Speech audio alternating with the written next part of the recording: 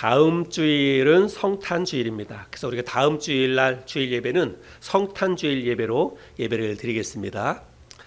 근데 어떤 분들은 다음 주일은 24일이고 성탄절은 25일 월요일인데 왜 성탄주일 예배를 25일 날 안 드리고 24일 날 주일 날 성탄주일 예배를 드려요? 뭐 이상한 거 아니에요? 이렇게 얘기하시는 분이 혹시 있을지 모르겠습니다. 그래서 여러분들이 다 만장일치로 원하신다면 네, 25일 월요일 날 성탄절 예배 한 번 더 드리도록 하겠습니다. 네. 24일 날 그냥 주일 예배를 드리고 성탄절 예배를 25일 날 월요일 날 또 드리도록 하겠습니다. 네.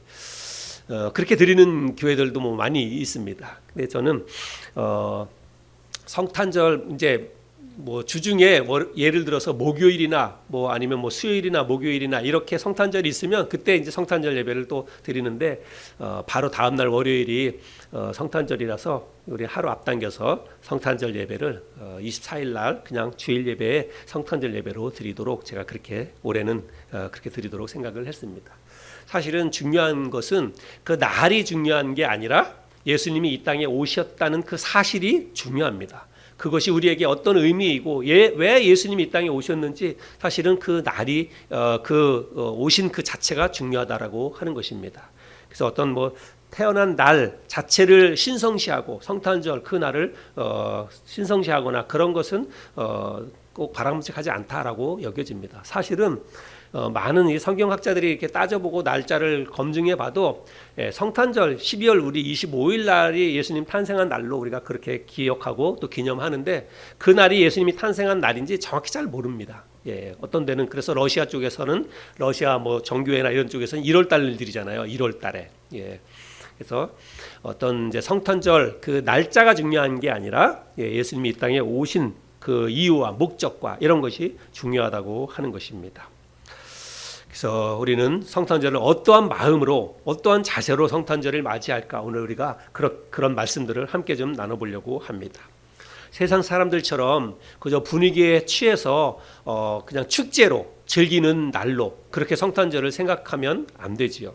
또 그냥 뭐 별로 특별하거나 뭐 새로운 것이 없이 매년 다가오는 그냥 절기나 혹은 뭐 교회에서 어떤 교회 행사하는 날로 그렇게 생각해서도 안 됩니다.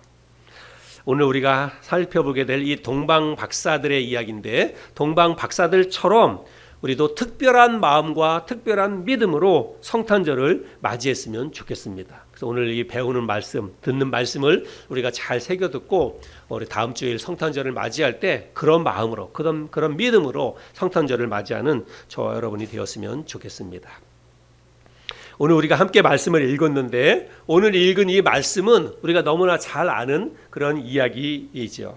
그래서 동방 박사 이야기인데 그런데 우리가 일반적으로 알고 있는 것과는 좀 다른 그런 내용들이 있습니다. 우리가 일반적으로 알고 있는 것이 잘못 알고 있는 것들이 있다라고 하는 거예요. 여러분 동방박사 하면 동방박사는 몇 사람인가요? 세 사람. 여러분들이 동방박사 하면 동방박사 세 사람으로 알고 있죠. 동방박사는 세 사람이다 이렇게 알고 있고 동방박사가 아기 예수님을 어디에서 경배했습니까? 베들레헴에 찾아와서 마구간에서 예수님을 경배하는 그런 것을 여러분들이 알고 있을 것입니다. 아마도 동방박사는 세 사람이고 이 동방박사 세 사람이 베들레헴의 마구간에 와서 어린 아기 예수를 경배하는 것으로 알고 있는데 그렇게 알고 있는 그 이유는 뭐냐면 아마 제가 보여드리는 이 그림들 때문이라고 생각이 됩니다. 그림을 두 개 있는데 한번 보여줘 보시기 바랍니다. 네, 자 이런 그림 많이 보셨죠? 크리스마스 카드에서도 많이 보고 많이 보았습니다. 그래서 낙타를 타고 동방박사 세 사람이 별을 보고 예루살렘을 향해서 가는 저 그림 때문에 동방박사가 세 사람이다. 이제 그렇게 생각을 하고 또 그 다음 그림 보여주시기 바랍니다. 네, 자, 이 그림에 보면 마국간에서 동방박사 세 사람이 아기 예수에게 경배하는 그런 이제 그림인데, 이런 그림들을 보고 동방박사는 세 사람이고 마국간에서 아기 예수를 경배했다, 그렇게 사람들이 생각을 하죠. 동방박사들이 와서 예물을 드렸는데 어떤 예물을 드렸습니까? 황금과 모략과 유향.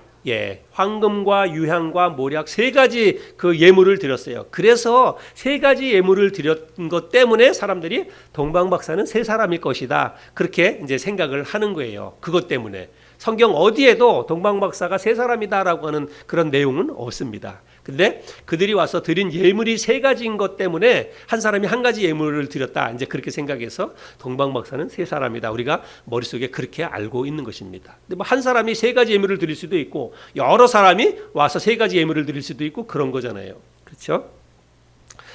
자, 우리 이제 말씀을 한번 확인해 보면 이제 그런 내용을 알 수 있습니다. 먼저 1절 2절 말씀을 보겠습니다.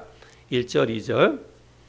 헤롯 왕 때에 예수께서 유대 베들레헴에서 나심에 동방으로부터 박사들이 예루살렘에 이르러 말하되, 여기 말씀해 보면 세 사람이라고 하는 말 없죠? 동방으로부터 박사들이 예루살렘에 이르러 말하되 유대인의 왕으로 나신 이가 어디 계시냐, 우리가 동방에서 그의 별을 보고 그에게 경배하러 왔노라 하니. 그래서 여기 말씀해 보면 그냥 동방으로부터 박사들이 왔다, 몇 명인지는 이야기하지 않고 있어요.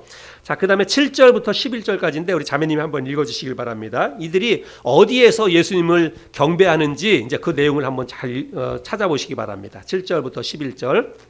이에 헤롯이 가만히 박사들을 불러 별이 나타난 때를 자세히 묻고 베들레헴으로 보내며 이르되, 가서 아기에 대하여 자세히 알아보고 찾거든 내게 고하여 나도 가서 그에게 경배하게 하라.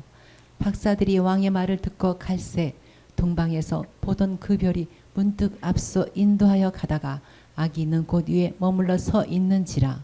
그들이 별을 보고 매우 크게 기뻐하더라.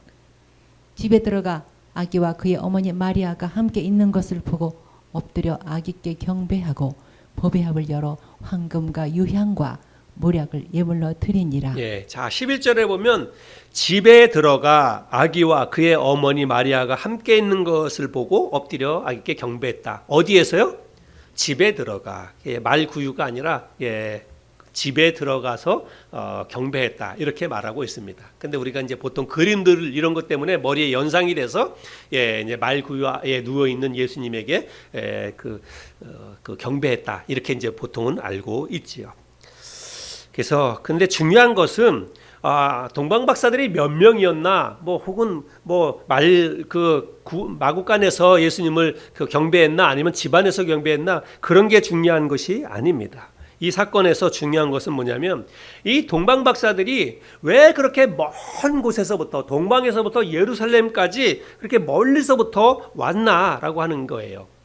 그리고 왜 그 아기 예수께 그 어른들이 갓난 아기께 무릎 꿇고 경배하면서 그 아기께 경배를 했느냐, 그 이유와 목적, 이런 게 중요하다라고 하는 것입니다.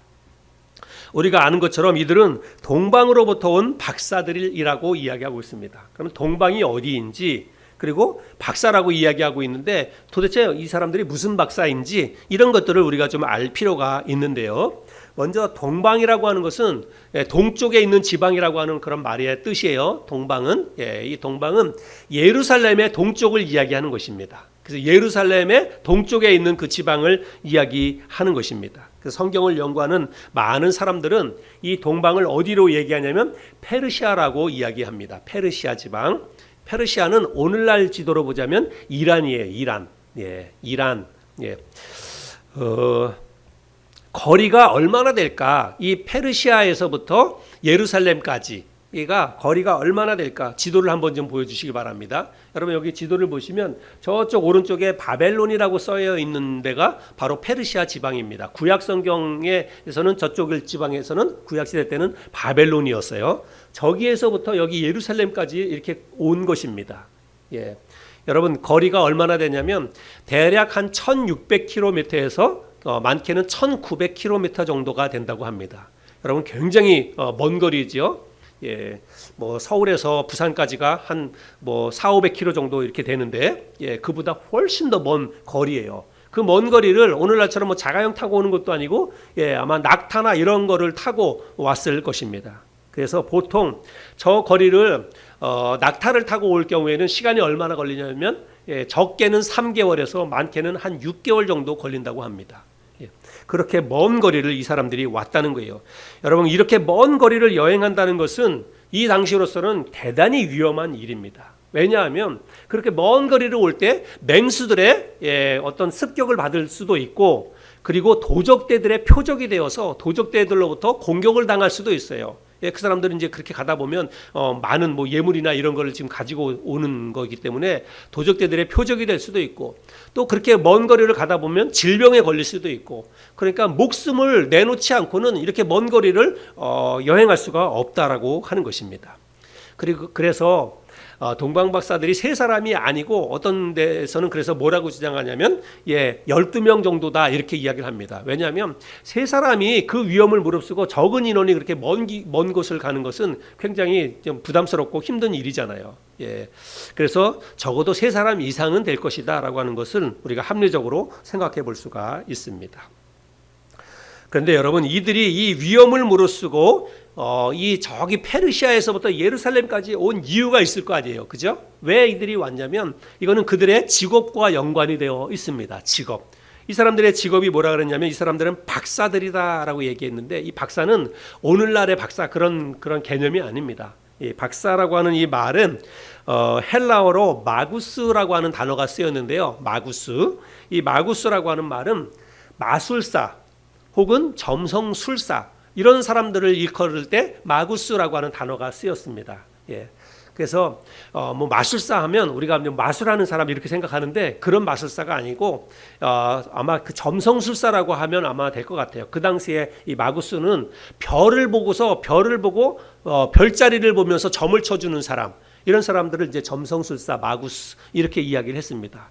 근데 제가 볼 때는 그냥 단순히 점치는 점쟁이 정도가 아니라 이 사람들은 별의 움직임을 보는 천문학자였을 것이다 이렇게 생각을 합니다. 별의 움직임을 보고 세상에 앞으로 어떤 일이 일어날 것이다 라고 하는 것들을 예언하는, 그런 일들을 하는 천문학자였을 것이다, 이렇게 이야기를 합니다.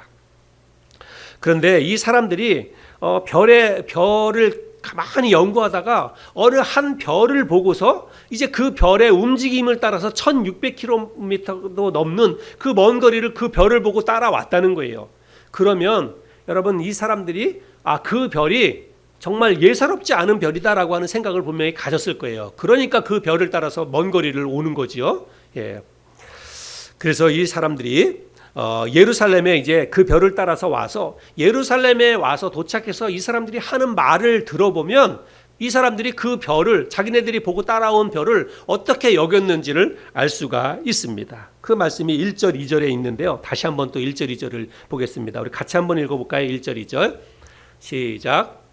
헤롯 왕 때에 예수께서 유대 베들레헴에서 나심에 동방으로부터 박사들이 예루살렘에 이르러 말하되, 유대인의 왕으로 나신 이가 어디 계시냐? 우리가 동방에서 그의 별을 보고 그에게 경배하러 왔노라 하니. 자, 이 사람들이 그 예루살렘에 와서 하는 말이 뭐냐면, 유대인의 왕으로 나신 이가 어디 있느냐? 우리가 동방에서부터 그의 별을 보고 그를 경배하러 여기를 왔다, 이렇게 이야기를 하고 있습니다. 그러니까 이 사람들이 자기들이 연구하던 그 한 별, 자기들이 따라왔던 그 한 별을 그 사람들이 뭘로 여기고 있는 거예요? 유대인의 왕으로 나실 이에 대한 표징으로 그 별을 이 사람들이 인식했다는 것입니다. 그렇게 믿고 따라왔다는 것입니다. 그래서 그 별을 따라가면 유대인의 왕을 만날 수 있을 것이다 라고 하는, 유대인의 왕으로 태어난 사람을 만날 수 있을 것이다 라고 하는 그런 믿음을 가지고 먼 거리를 위험을 무릅쓰고 이 사람들이 왔다는 이야기예요. 그런데 문제는 뭐냐면, 별을 따라서 예루살렘까지는 왔는데 예루살렘에 와서 찾을 수가 없는 거예요. 예, 아마도 그 예루살렘까지는 그 별이 이 사람들을 인도해서 잘 온 것 같아요. 근데 예루살렘까지는 왔는데 거기서부터 구체적인 장소까지는 아마 별이 이렇게 인도를 하지 않았던 것 같기도 하고, 어쩌면 이 사람들이 별의 움직임을 잠깐 놓쳤을 수도 있고, 아니면 뭐 하늘이 흐려가지고 뭐 별이 잘 안 보였다든지 뭐 여러 가지 그런 현상이 있었을 거예요. 그래서 예루살렘에 도착했는데 갑자기 그 별의 움직임을 찾을 수가 없는 것입니다. 그리고 구체적인 장소를 확증할 수가 없는 거예요.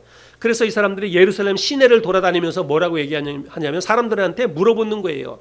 유대인의 왕으로 나시니가 어디 있습니까? 우리가 그 사람을 경배하러 왔습니다 하면서 동네방네 막 찾아다니는 거예요. 그런데 이 사람들이 동네방네 그렇게 막 예루살렘 시내를 다니면서 그렇게 유대인의 왕을 찾고 다니니까 예루살렘 시내가 발칵 뒤집혔습니다. 여러분 왜 안 그렇겠어요? 그 당시에 유대 왕은 멀쩡히 살아있어요. 헤롯이라고 하는 사람이 유대인의 왕으로 군림하고 있었다는 말이잖아요.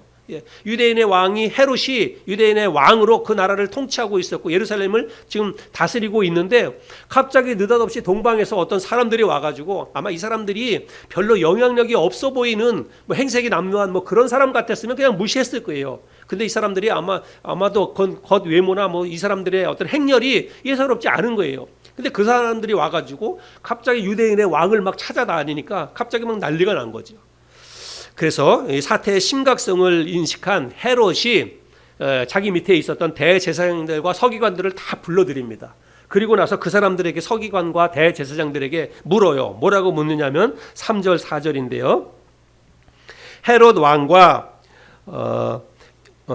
왕과 온 예루살렘이 듣고 소동한지라. 왕이 모든 대제사장과 백성의 서기관들을 모아 그리스도가 어디서 나겠느냐 물으니. 헤롯 왕이 성경을 좀 안다고 하는 대제사장과 서기관들을 다 불러다가 물어요. 근데 뭐라고 묻습니까? 여러분, 우리가 자세히 성경을 봐야 돼요. 성경을 볼 때는 그냥 대충 보면 안 되고 자세히 봐야 됩니다. 헤롯 왕이 대제사장과 서기관들에게 물을 때 뭐라고 물어요? 그리스도가 어디서 나겠느냐 이렇게 묻습니다. 그런데 실제로 지금 동방에서 온 박사들은 지금 뭐라고 얘기했냐면 유대인의 왕이 어디서 났느냐 이렇게 물었잖아요. 그런데 헤롯 왕은 그것을 유대인의 동방 박사들이 찾는 그 유대인의 왕을 헤롯 왕은 지금 뭐라고 얘기하는 거예요? 그리스도다라고 이야기를 하고 있습니다. 그래서 그리스도가 어디 있느냐 지금 그렇게 물었다는 것입니다. 그래서 여기에 헤롯 왕이 그리스도가 어디에서 나느냐라고 물었을 때 이 그리스도라고 하는 이 말이 헬라어 성경에서는 어떤 단어가 쓰였냐면 마시아우라고 하는 헬라어 단어가 쓰였어요. 헬라어 단어로 마시아우. 이 마시아우는 헬라어고 그 당시에 유대인들 이스라엘 백성들은 헬라 말이 자기네 나라 말이긴 한데 그 헬라 말 말고도 거의 제2 외국어처럼 공용어로 쓰고 있던 말이 있었는데 그 말이 바로 아람어예요. 아람어. 근데 이 아람어로는 헬라어 마시아우라고 하는 말이 아람어로는 메시아입니다. 메시아. 그래서 지금 이 헤롯 왕이 그리스도가 어디서 나겠느냐 이 말은 지금 우리나라 성경으로 그리스도가 어디서 나겠느냐 이 말이고, 헤롯 왕이 물었을 때는 뭐라 그랬냐면 메시아가 어디에 있느냐 이렇게 물었다는 사실입니다. 당시에 이 대제사장과 서기관들과 유대인들은 구약시대 때 이사야 선지자가 예언했던 그 메시아, 하나님이 보내주실 그 메시아가 이제 이 땅에 다시 와서 우리 이 유대인들을 구원해 줄 것이다 라고 하는 그런 믿음과 그런 사상을 가지고 있었어요. 모든 유대인들은 다 그런 메시아 대망 사상을 가지고 있었습니다. 그래서 이 억압받고 지금 로마의 그런 식민지 밑에서 억압받고 있는 우리 이스라엘 민족 유대인을 하나님이 메시아를 보내서, 마치 그 구약시대 때 이스라엘 백성들이 애굽에 종살이하고 있을 때 모세를 통해서 그들을 구원해 주셨던 것처럼 하나님이 또 다른 메시아를 보내서 우리를 이 억압받는 이 로마의 식민지로부터 우리를 구원해 줄 것이다, 이런 생각을 가지고 메시아를 기다리고 있었다는 거예요. 그런데 헤롯 왕도 그 사실을 알고 있는 거예요. 헤롯 왕이 그 사실을 아는 것은 지금 헤롯 왕이 다스리는 백성들이 유대인이잖아요. 그건 자기가 다스리는 유대인들이 뭘 믿고 있는지 그들이 어떤 믿음과 어떤 사상을 가지고 있는지 당연히 그 왕이 알죠. 그러니까 이 헤롯 왕은 그 메시아가 지금 왔나 보다. 그 이스라엘 백성들이 기다리고 있는 그 메시아를 하나님이 보내주셨나 보다. 저 동방박사들이 찾으러 온 걸 보니까 이제 이런 생각을 했다는 것입니다. 그래서 이제 어떤 마음의 위기감을 느껴서 동방박사들이 찾는 그 메시아를 자기도 찾는 거예요. 근데 찾는 목적은 다르죠. 동방박사들이 찾는 것은 그 아기 예수를 메시아를 만나서 경배하기 위해서 찾는 것이고, 이 헤롯 왕은 그를 죽여버리려고, 이스라엘 백성들을 구원하기 위해서 오신 그 메시아를 가만 놔두면 그 메시아가 이스라엘 민족을 다 회복시키고, 그러면 이제 로마는 이제 또 끝장나는 거니까, 그래서 이제 이 위기감을 가지고 찾았다라고 하는 것입니다. 동방박사들은 분명한 것은, 동방박사들은 그냥 단지 그들이 어떤 한 별을 연구하고 그 별의 움직임을 따라서 온 것이 아니라, 그 별이 유대인들이 믿고 있었던 구약시대 때 예언했던, 구약 성경에 예언한 바로 그 메시아의 탄생을 알리는 별로 그들이, 동방박사들이 깨달았다는 사실입니다. 그리고 그 별의 움직임을 따라서 가다 보면 우리들이 그 사람, 유대인의 왕인 메시아를 만날 수 있을 것이다라고 하는 그런 생각 때문에 그 먼 거리를 왔다는 거예요. 그렇지 않으면 이게 설명이 안 돼요. 그 먼 거리를 그 사람들이 올 이유가 없습니다. 그리고 단지 유대인의 왕이라고 해도 이 사람들이 와서 유대인의 왕으로 나신 이가 어디 있느냐라고 말은 했지만, 단지 유대인의 왕으로 나신 이였다면 이 사람들이 자기들이 경배할 이유가 뭐가 있습니까? 그냥 유대인의 왕일 뿐이지요. 자기는 유대인이 아닌데, 자기네 나라는 페르시아인데 굳이 뭐 유대인의 왕을 경배할 이유가 없잖아요. 근데 이 사람들이 유대인의 왕으로 오신 그 사람을 찾아서 가서 경배해요. 그리고 실제로 아기 예수께 가서 절을 합니다. 무릎을 꿇고, 어른이, 다 큰 어른들이 그 갓난 아기 앞에 가서 무릎 꿇고 경배하는 것은, 이건 예사롭지 않은 일이에요. 그렇죠? 7절부터 11절 말씀을 우리가 읽었는데, 다시 한번 또 7절부터 11절 말씀을 보겠습니다. 7절부터 11절에 볼까요?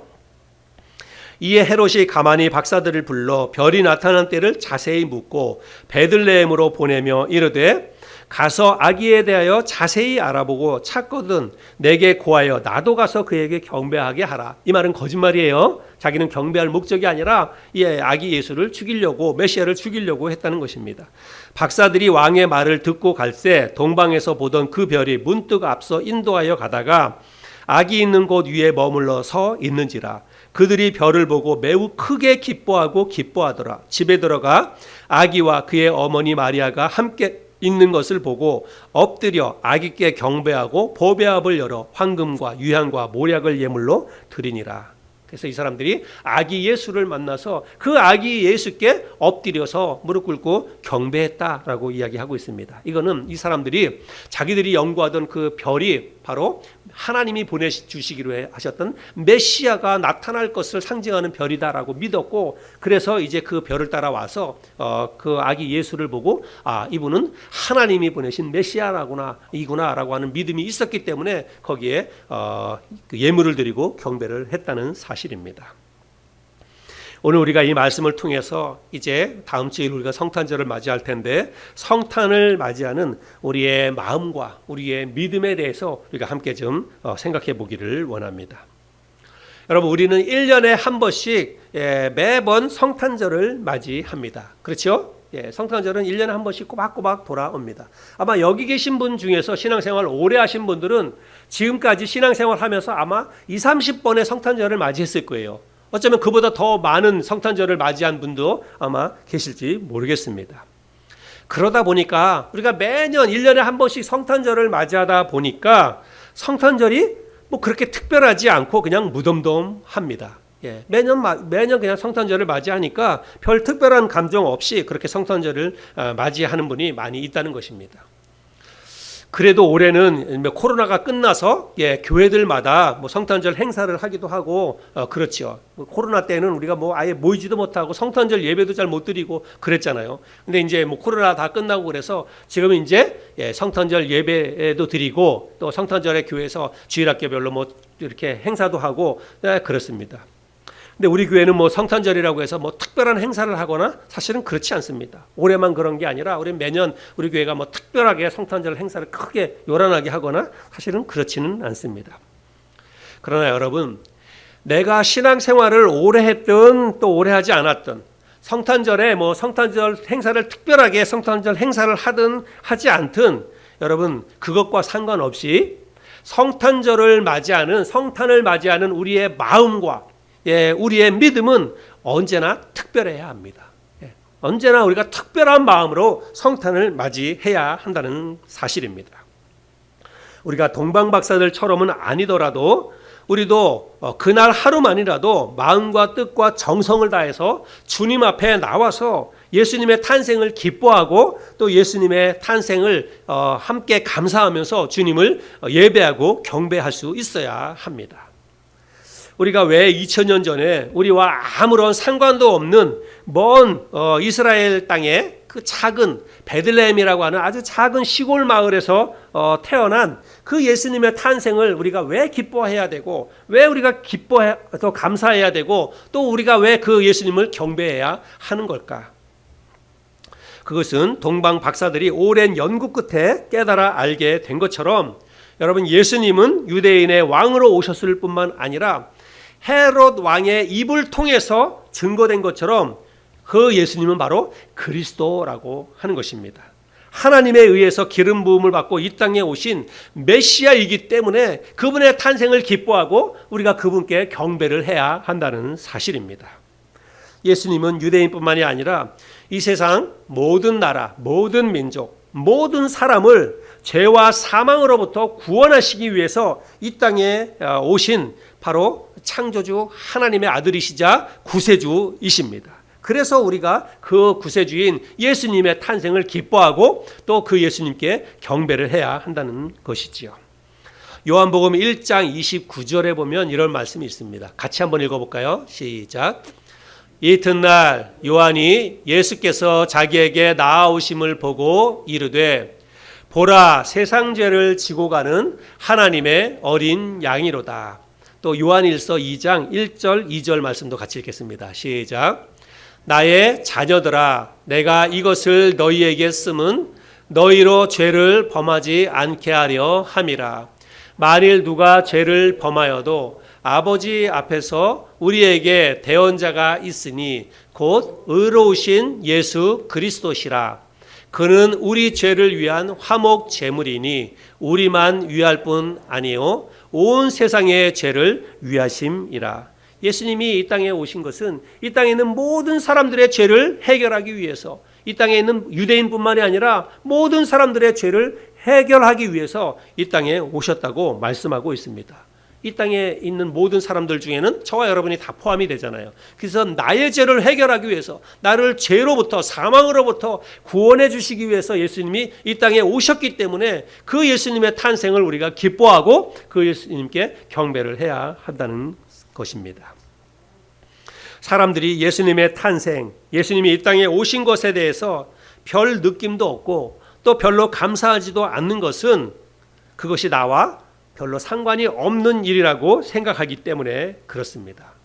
근데 여러분, 그거는 믿지 않는 사람들이 하는 생각이고, 여러분, 우리는 생각을 달리해야 됩니다. 매년 우리가 1년에 한 번씩 성탄절을 맞이하지만 그 성탄절을 맞이할 때마다 우리가 의미를 다시 한번 되새겨보고, 예수님이 왜 이 땅에 오셨을까? 또 우리가 그 사실을 묵상하면서 다시 한번 우리의 믿음을 새롭게 하고 또 감사하면서 우리의 믿음을 더욱더 키워나갈 수 있어야 한다는 것입니다.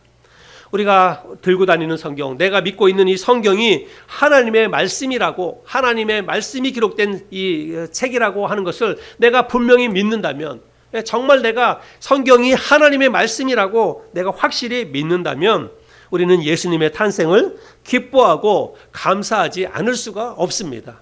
왜냐하면 성경에서 예수님이 누구라고 말씀하는지를 보면 우리가 확인해 볼 수 있습니다. 여러분, 성경에서 예수님을 어떤 분이라고 말씀하고 있습니까? 요한복음 3장 16절, 우리가 다 아는 말씀 아닙니까? 같이 한번 읽어볼까요? 시작. 하나님이 세상을 이처럼 사랑하사 독생자를 주셨으니 이는 그를 믿는 자마다 멸망하지 않고 영생을 얻게 하려 하심이라. 여러분, 이 말씀 믿으시죠? 여러분, 이 말씀을 정말 여러분이 믿는다면 그러면 여러분 그냥 입으로만 우리가 뭐 머릿속에 외우고 암송하고 이게 중요한 게 아니라 그 의미를 여러분 잘 생각해 보세요. 하나님이 예수님을 이 땅에 세상에 하나님이 세상을 이처럼 사랑하사 독생자를 주셨으니 예수님을 이 땅에 주신 목적이 뭐냐면 그를 믿는 자마다 멸망하지 않고 영원한 생명을 주시기 위해서 예수님을 이 땅에 보내주셨다는 거예요. 예수님은 저와 여러분에게 영원한 생명을 주기 위해서 이 땅에 오신 분이십니다. 그러니 우리가 예수님의 탄생을 기뻐하지 않을 수가 있습니까? 감사하지 않을 수가 있습니까? 그 예수님께 우리가 예배 드리고 예수님을 경배하지 않을 수 있겠습니까? 이 말씀을 사실로 믿는다면 우리는 정말 예수님의 탄생을, 예수님이 이 땅에 오신 그 날을 우리가 기뻐하고 감사하면서 맞이할 수 있어야 한다는 것이죠. 또 요한복음 1장 10절 11절에도 이런 말씀이 있습니다. 같이 읽겠습니다. 시작. 그가 세상에 계셨으며 세상은 그로 말미암아 지은 바 되었으되 세상이 그를 알지 못하였고 자기 땅에 오매 자기 백성이 영접하지 아니하였으나 영접하는 자 곧 그를 믿는 자들에게는 하나님의 자녀가 되는 권세를 주셨으니 하나님께서 예수님을 이 땅에 보내주셨어요. 그래서 예수님께서 자기 땅에 오셨습니다. 그러나 자기 백성들이 그 예수님을 믿지 아니했다라고 이야기하고 있어요. 받아들이지 않았다는 것입니다. 받아들이지 않을 뿐만이 아니라 오히려 거부하고 그 예수를 십자가에 매달아 죽였습니다. 그런데 하나님 뭐라고 말씀하시냐면 영접하는 자 곧 그 이름을 믿는 자들에게는 뭐가 된다고요? 하나님의 자녀가 되는 권세를 주신다라고 말씀하고 있습니다. 여러분이 이 요한복음 1장 12절 말씀을 믿는다면 여러분 그럼 우리가 어떻게 내가 그 사실을 믿는데 어떻게 예수님의 탄생을 무덤덤하게 아무 느낌 없이 우리가 예수님의 탄생을 맞이할 수 있겠습니까? 나를 하나님의 자녀가 되게 하기 위해서 예수님이 이 땅에 오셨다는데 여러분 그게 얼마나 감사합니까? 예수님이 이 땅에 오셔서 나를 위해서 십자가에 죽으심으로 나를 하나님의 자녀가 되게 해주셨다는데 여러분 그 사실이 얼마나 감사합니까? 한번 생각해 보세요. 깊이 한번 생각해 보시기 바랍니다. 여러분 이 세상에 그보다 더 값진 은혜와 선물이 어디 있습니까? 예수님은 나를 그렇게 하나님의 자녀가 되어서 하나님의 나라로 인도해 주시고 그 하나님의 나라에서 영원히 죽지 않는 생명을 받아서 영원한 생명을 누리게 해주기 위해서 예수님이 2000년 전에 이 땅에 오셨다는 사실입니다. 그러니 여러분 예수님의 탄생이 얼마나 기쁘고 얼마나 감사한 일입니까? 그런 마음으로 예수님의 탄생을 저와 여러분들이 맞이할 수 있어야 합니다. 오늘 이 말씀을 통해서 성탄을 맞이하는 우리의 마음과 우리의 믿음을 새롭게 할 수 있기를 바랍니다. 대면대면하거나 무덤덤하게 성탄을 맞이하는 것이 아니라 정말 마음을 다해서 기뻐하고 온 마음을 다해서 예수님의 탄생을 기뻐하고 또 감사하고 정성을 다해서 주님을 찬양하고 주님을 경배해야 합니다. 우리 다음 주일날 성탄주일에 우리 자매님 몇 분이 찬양을 준비해서 또 특성도 하고 할 텐데 여러분 진짜 기쁜 마음으로 감사한 마음으로 찬양을 잘 준비해서 하나님 앞에 또 영광을 돌릴 수 있기를 바랍니다. 또 우리 또 재우가 오늘은 못 왔지만 재우도 율동을 준비해서 재우가 또 앞에 나와서 율동도 하기로 했습니다.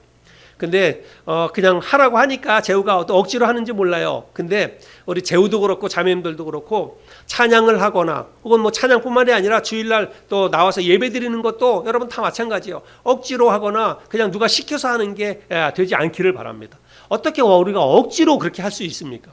찬양을 하거나 예배를 드리는 걸 우리가 억지로 마지못해서 그냥 싫은데도 그냥 마지못해서 그렇게 나와서 우리가 어떻게 그 하나님을 예배할 수 있겠습니까?